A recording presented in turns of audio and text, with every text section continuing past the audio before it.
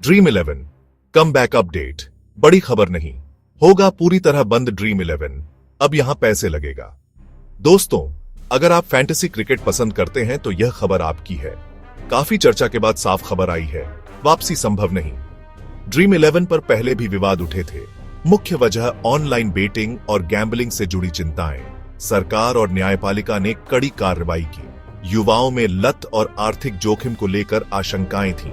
हाल ही में खबरें और सोशल मीडिया पर चर्चाएं चल रही थीं कि ड्रीम 11 वापस आ सकता है, लेकिन अब ये उम्मीद खत्म होती दिख रही है। पहला, सरकार ने ऑनलाइन बेटिंग और फैंटेसी गेम्स पर सख्त पाबंदियां लगा रखी हैं।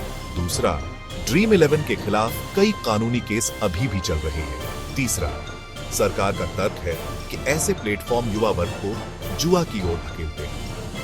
ड्रीम 11 न लौटे तो भी बाजार में अन्य फैंटेसी ऐप मौजूद हैं जिनमें लोग खेलते हैं, पर उन पर भी अब नियम और निगरानी कड़ी कर दी जा रही है। तो दोस्तों, ड्रीम 11 का भारत में भविष्य फिलहाल न के बराबर दिखता है। न्यूज अपडेट के लिए चैनल को फॉलो सब्सक्राइब करें। हम आने वाले अपडेट लाते रहेंगे। धन्यवाद। अधिक खबरों के लिए जुड़े रहें।